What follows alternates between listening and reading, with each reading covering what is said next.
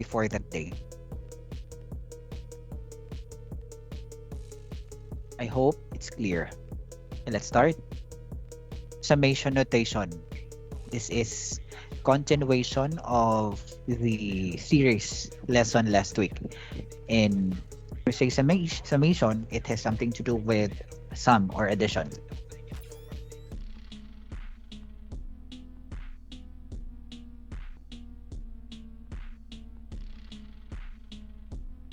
The inconvenience of writing so many terms can be minimized using the summation notation.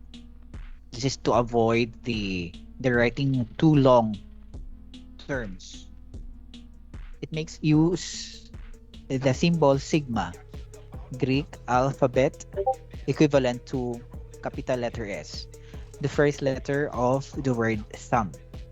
If f of I denotes some functional expression involving variable I, then the summation of f of I such that uh, f of I is equal to 1 up to n is equal to f of 1 plus f of 2 plus f of 3 plus up to f of n. The lower limit I is equal to 1 indicates which number is to be substituted first into the given expression. The upper limit n indicates which number is to be substituted last. If you're going to look at the left side of the equation with the sigma sign, the lower number where I is equal to 1, that would indicate it's not always equal to 1. That would indicate the first value of I. So if it is equal to 1, then you should start substituting 1. And the upper number or the upper limit, yung sa ibabaw, n. So whatever number appears on that part would be the last number that you're going to substitute your value of I. The series 1 plus 3 plus 5 plus 7 can be written as the summation of 2i plus 1, where I is equal to 0 up to 3. The variable I is called the index of the summation. The expression 2i plus 1 is the general rule or the pattern, which indicates that each term of the series is of this form.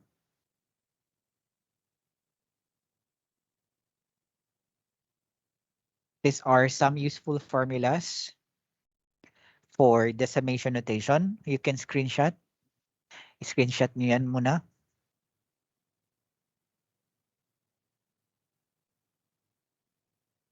If it is I, where I is from 1 up to n, then that would be 1 plus 2 plus 3 plus 4 up to n is equal to n times the quantity of n plus 1 all over 2. If it is I squared, then that is 1 square, 2 square, the square of a number. 3 square plus 4 square plus up to n square is equal to n times n plus 1 times the quantity of 2n plus 1 all over 6. If it is I cube or cube of a number, then 1 cube plus 2 cube plus 3 cube plus 4 cube up to n cube, which is equal to the quantity of n times the quantity of n plus 1 all over 2 squared. And for the fourth number raised to the fourth power, then that is 1 to the fourth plus 2 to the fourth plus 3 to the fourth plus 4 to the fourth up to n raised to the fourth is equal to n times the quantity of n plus 1 times the quantity of 6n cubed plus 9n squared plus n minus 1 all over 30. You can use these formulas later if you're going to answer your module. Example, write each in expanded form, then find its value. So the first example, the summation of negative 1 raised to I times 2i, where I is equal to 1 up to 6. Meaning to say, if you're going to expand this would be the sum of all the terms where I would be substituted from 1 up to 6. So there would be 6 terms in this solution. The first step is we will just expand. That is negative 1 raised to 1, 2 times 1. You might ask why I becomes 1 now in our first term, because indicated here in our lower limit that I would start from 1. So that is why we have 1 in our first term. Then continue. I now is 2, negative 1 raised to the second power. Then 2 times 2. Then 3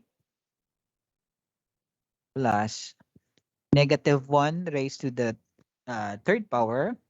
Then 2 times 3. Then I is equal to 4. Negative 1 raised to the fourth power plus 2 times 4. Then I is equal to 5 now. Raised to the fifth power, 2 times 5. And the last value of I, which is 6. So negative 1 raised to 6. Then 2 times 6. Why we need to stop dito sa 6? Because the upper limit is only 6. Again, the I should be equal to 1 up to 6 only because it is indicated in our problem as the lower limit and the upper limit. Next, simplify. Negative 1 times 2, then positive 1 is 4, then negative 1 or plus, just to show that it is still in some summation form. So plus, then negative 1 cube times 6, then positive 1 times 8, then negative plus negative 1 times 10, then positive 1 times 12. Okay. You might think or you might ask why the one here in this step is alternating negative 1, then we have positive 1, then negative 1, positive, negative, and so on. Always remember this, that if a number is raised to negative number, I'm talking to negative number, if it raised to odd exponent, raised to odd, ODD, then the answer would be negative.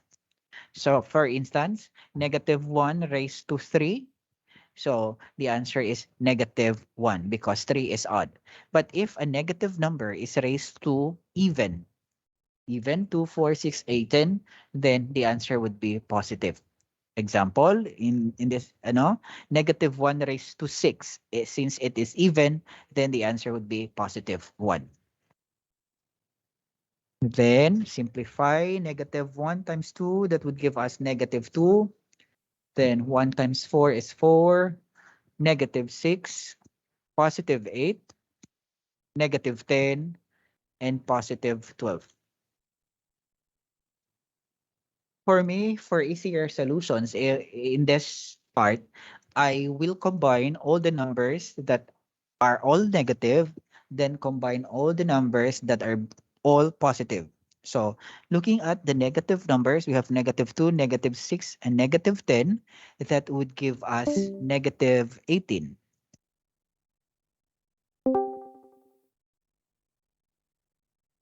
Combining all numbers with the same sign. So negative 18 should be negative 18.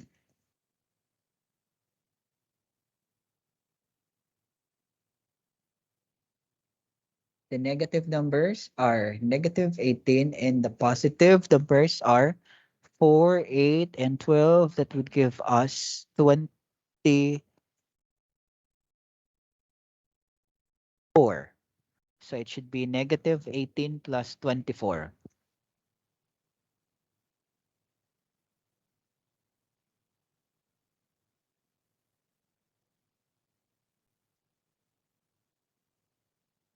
Then simplify unlike sign. So you will subtract and copy the sign of the bigger number. So that is positive 6. Question. Question.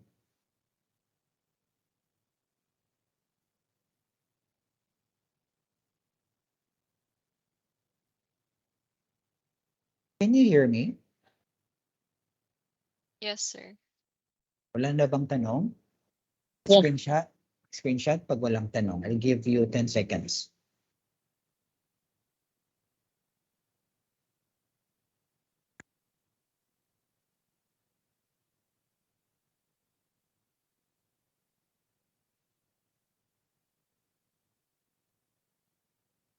Okay, let's continue.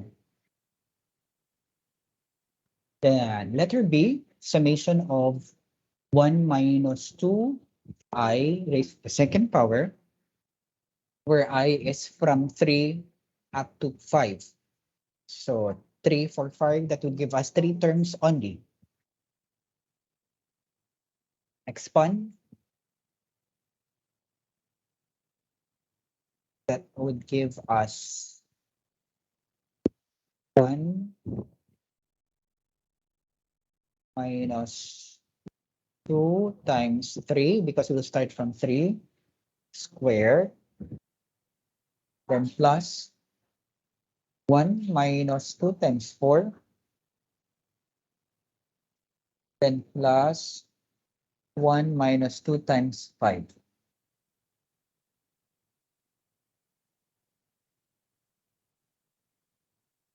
Then simplify first.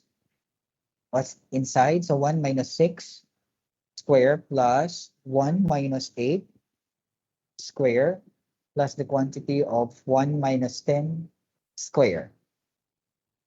Then 1 minus 5 is negative 5 plus 1 minus 8 is negative 7 and 1 minus 10 is negative 9 square.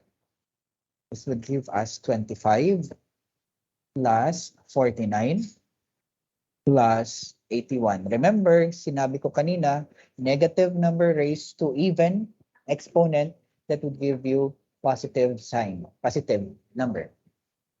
And 25 plus 49 plus 81 is equal to 155.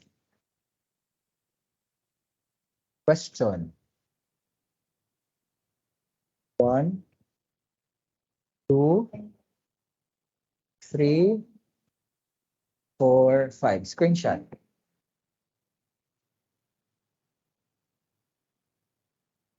Let's continue.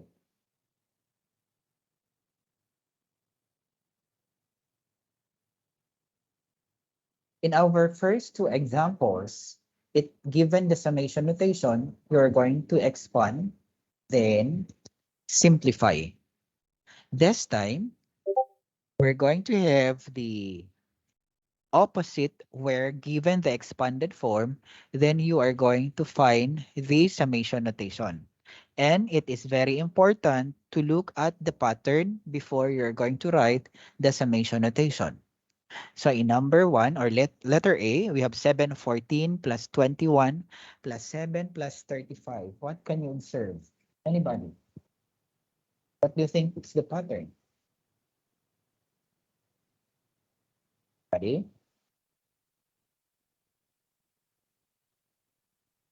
Ano yung pattern ng ating expanded form?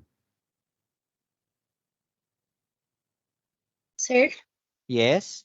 Yung- the terms are seven greater than any preceding terms.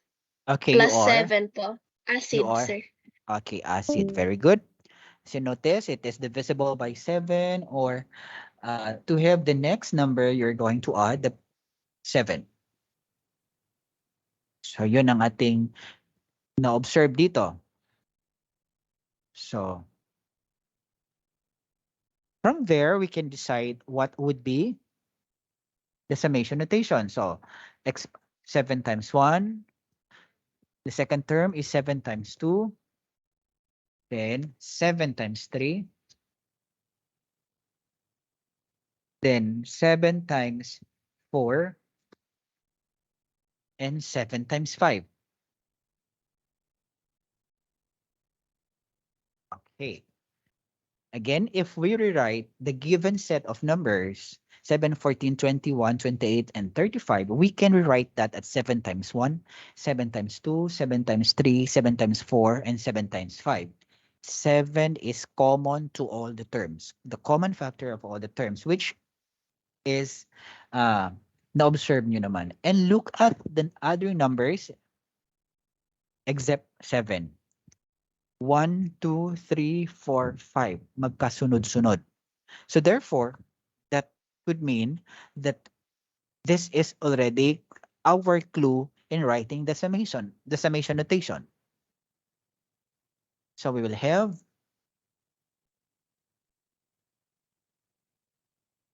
summation of 7i,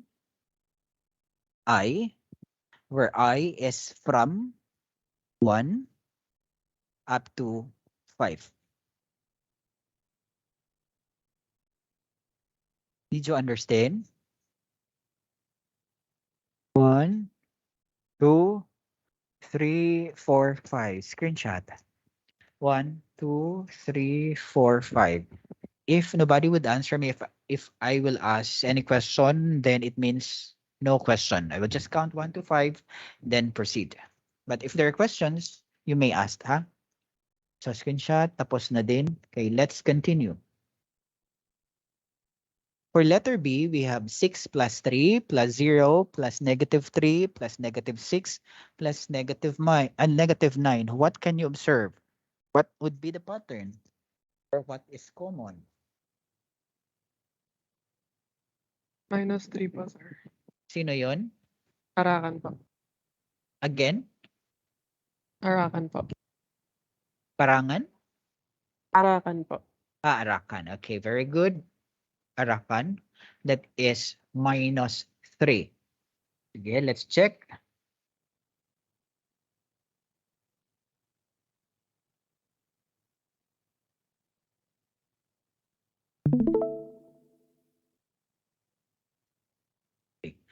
And then, aside from that, you can also observe that we have negative numbers. Then maybe we can factor that out. Then change the sign. If you're going to factor out the negative number in negative number, then we are going to change the sign inside the given symbol. So, -6 plus the -3 plus 0 plus magiging +3 plus magiging +6 plus +9. Then, negative. So, -6 is 3 times -2. Then, 3 times -1 plus 3 times 0. Then, 3 times 1 plus 3 times 2. Then, plus 3 times 3.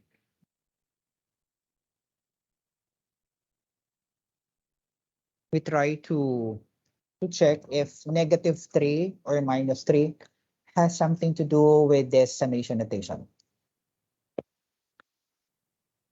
Then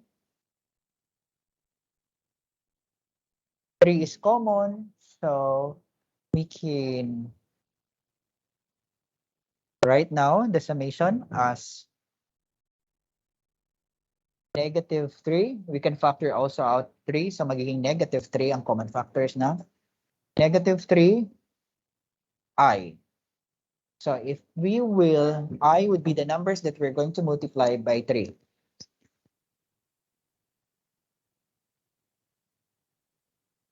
So the summation would be -3i, where I is from -2 up to positive 3. Dapat sunod-sunod ha, negative 2. If you're going to look at the number line, negative 2, negative 1, 0, 1, 2, 3. Dapat hindi siya mag-skip ng whole numbers. Question? 1, 2, 3, 4, 5. Screenshot. 1, 2, 3, 4, 5. Next, basic properties of summation. The purpose of this, though, since you have already the knowledge on how you're going to expand, then the purpose of this basic properties of summation is for shorter solutions. Shorter and easier solutions. But if you can not remember this during exam, then you can just go back to the traditional way of solving kahit mahaba pa siya. Okay. Number 1, we have the summation of k. K, when we say k, it's constant, referring to number only without variable, where I is equal to 1 up to n.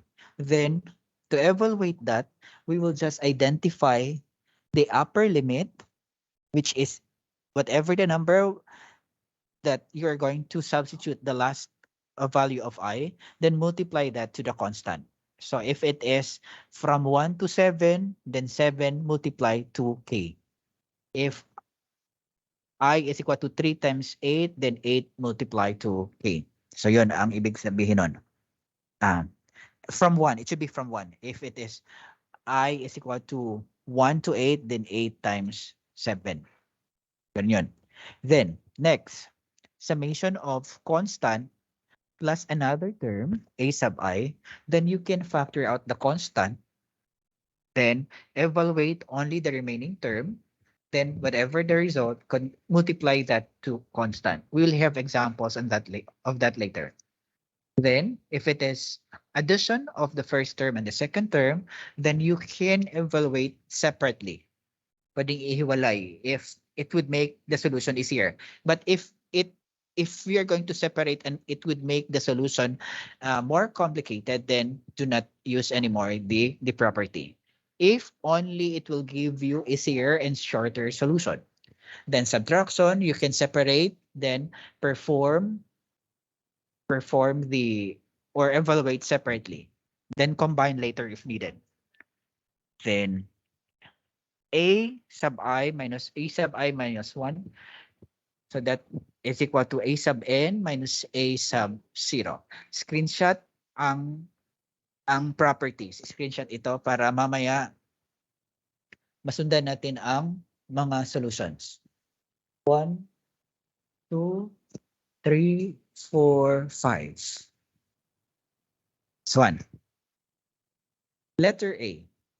The given is the summation of 25, where I is equal to 1 to 10.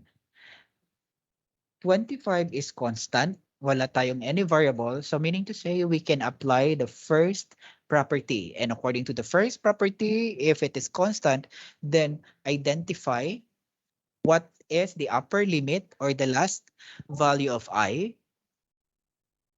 Then multiply that to the constant. So the last value of I here is 10. The upper limit is 10. Then multiply that to 25 and it would give us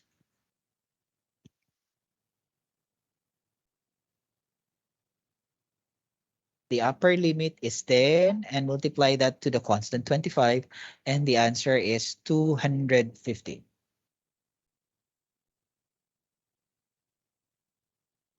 Okay. Question 1, 2, 3, 4, 5. Mamaya na mag-screenshot, hindi pa puno. Okay, next. In our second example, the summation of negative 7i cubed, where I is from 1 to 5. And remember that we have here negative 7, constant, then I cubed.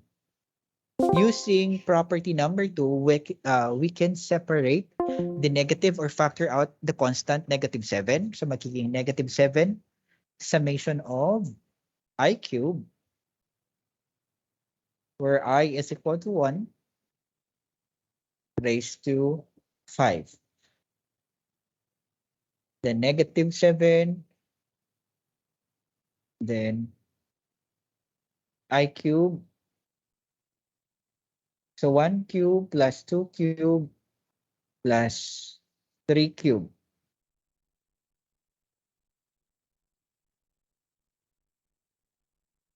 Plus 4 cube up to 5.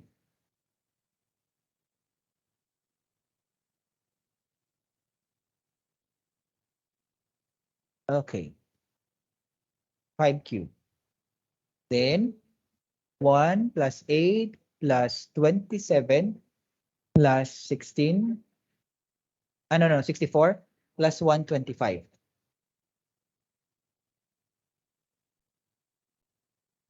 What if it is not I is from 1 uh up to 50?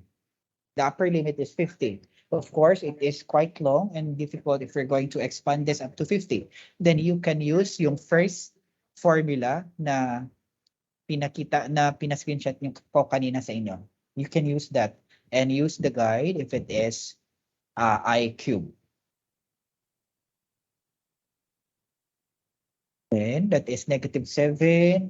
Add what are the numbers inside, so that would give you 225 and multiply by negative 7.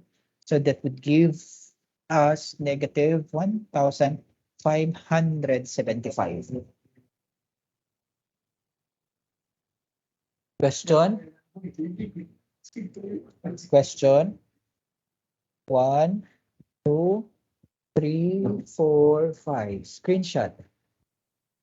1, 2, 3, 4, 5. Let's continue.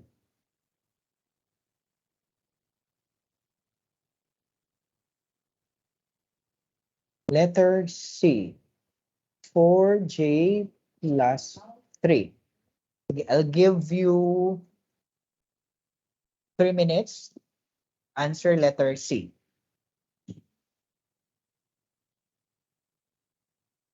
Three minutes. If later your answer is correct, then turn on your cam, then show me your solution. If you want to recite, you can give me your final answer. If it is correct, then show me your solution.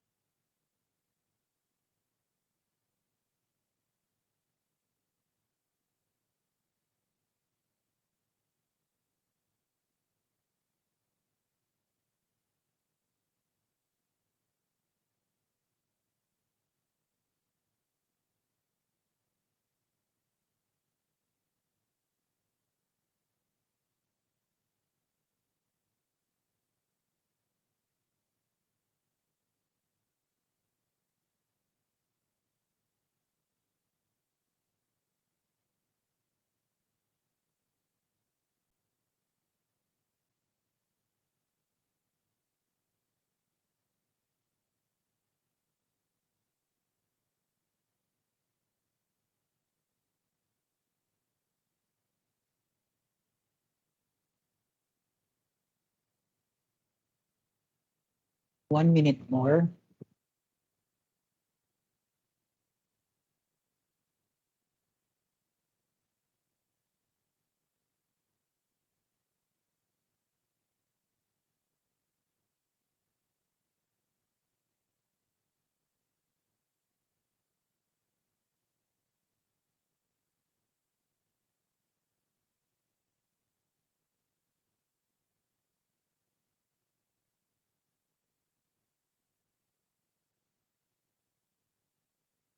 Time is up. Volunteer. Volunteer who wants to answer? One. Sayang ang recitation. Two. Final answer, sir. Yes, final answer. Sino yan? 132. Who are family name first? Asa Ali po. As Ali, your answer is 132. 132. Sinong may ibang answer? We will check Sir. later. Sino yan? 7 po. Again? 7 po. Tebeng. Okay, Tebeng, what is your answer? 133 po. 133. Meron pa bang iba? 1, 2, 3, 4, 5. Answer of As Ali is 132, Tebeng 133. Kung sino man 133 po. again? 133. Mali lang Asa- po. Pag-add ko. So okay. So your first answer was 132. Okay. Kung 133 ang correct answer, then I will consider the answer of Tebeng, ha? Pero pag walang tatama, then Tebeng, if your answer is correct, prepare your solution. Turn on your cam and show me your solution. Okay? Here, it would be quite long if we are going to simplify. Though you can do it, simplify 4 times 1 plus 3, then plus 4 times 2 plus 3, then 4 plus 3 times 3. Okay lang yon. Pwede din yung solution. But to make the solution easier, since we have here addition, then we can separate 4j plus the constant 3. So magkanya-kanya sila. 4j plus the summation of 3, and where j is equal to 1 to 7. Paghiwa-hiwalayin para mas madali. So this is 4 times 1 plus 4 times 2 up to 7 yan. 4 times 3, 4 times 4, 4 times 5 plus 4 times 6 plus 4 times 7. Okay. That ends the first term. Diba? 4j, where j is equal to 1 up to 7. So we have here 4 times 1, and the last is 4 times 7. For the second group or the second term, since this is constant, go back to the first property where if it is constant, just multiply the upper limit to the constant, which is 7 times 3. So therefore, we'll have here plus 7 times 3. Then multiply, that is 4 plus 8 plus 12 plus 16 plus 20 plus 24 plus 28 and plus 21. If we're going to add this number, that would give us 133. So I will consider the answer of Tebeng, 133. Tebeng, can you turn on your cam?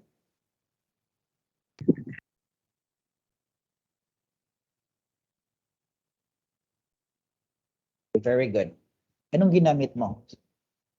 Okay, thank you. Pwede nyo na i-off ang cam. Question? 1, 2, 3, 4, 5. Screenshot. 1, 2, 3, 4, 5. Okay.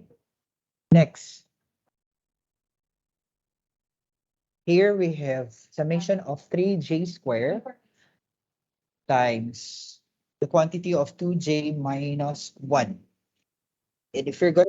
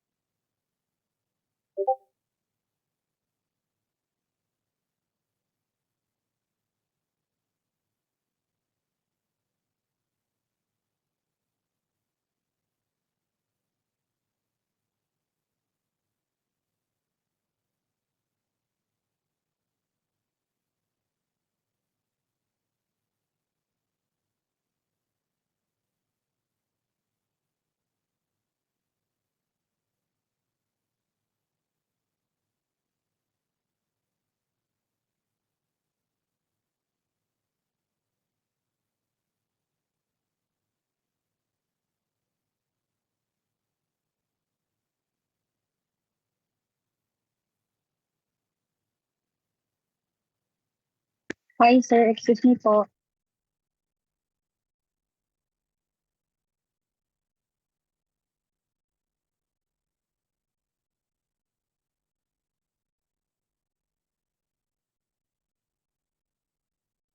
Sir, di po kayo marinig.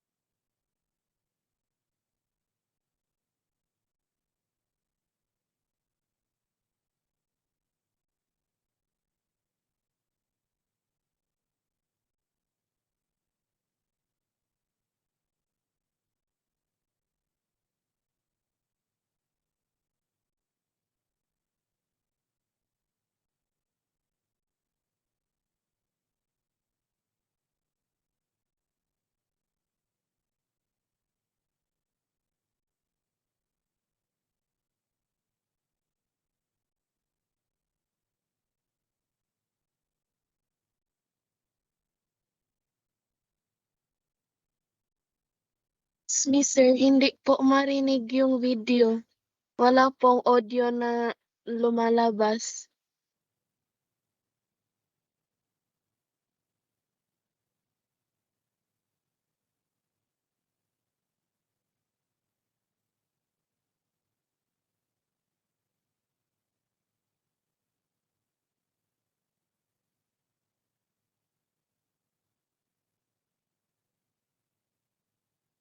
Ayan.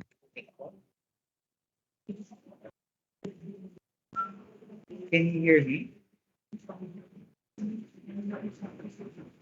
Yes, sir. Audible na po. Hello, can you hear? Yes po. Yung explanation ko kanina narinig or wala? Kasi yung video wala talaga siyang wala talaga siyang boses. Wala siyang narration. Can you hear me now? Yes, sir. Yes po. Sige. Now, in our second solution, second step, we will just simplify, so that would give us 3 times 1. Then inside the parentheses, we have 2 minus 1, then plus 3 times 4, then that is 4 minus 1, plus 3 times 9, then times 6 minus 1, plus 3 times 16, 3 times 16, then 8 minus 1, plus 3 times 25, times 10 minus 1, then plus 3 times 36,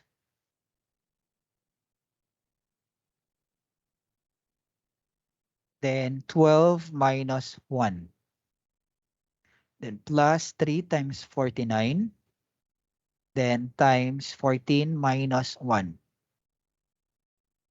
Okay. Tanong sa part na yan. Question?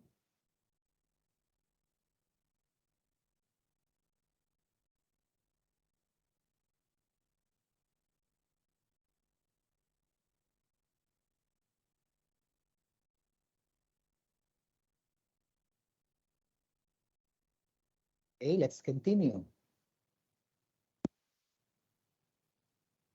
Is 3 times 1, then plus 12 times 3, then 27 times 5, 48 times 7, and 75 times 9,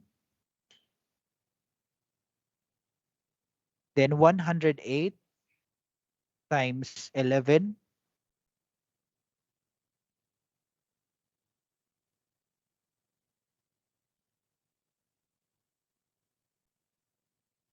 three times 36 is 108.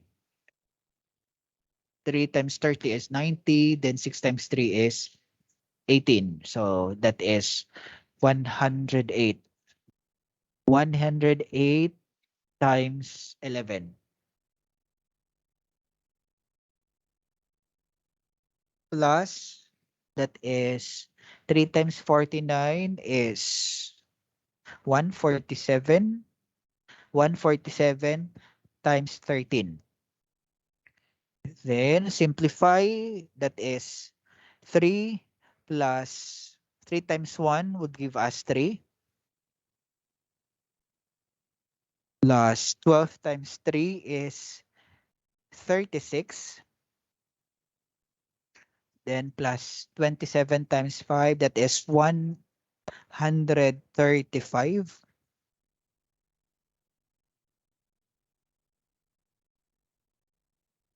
27 times 5 is 135. Then plus 48 times 7 is 336. Plus 75 times 9 is 675. 108 times 11 is 1,188. Plus 147 times 13 is 1,911. Then add, that would give us 4,284. Question.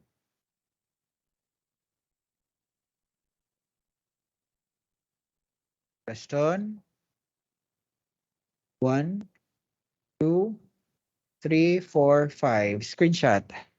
1, 2, 3, 4, 5.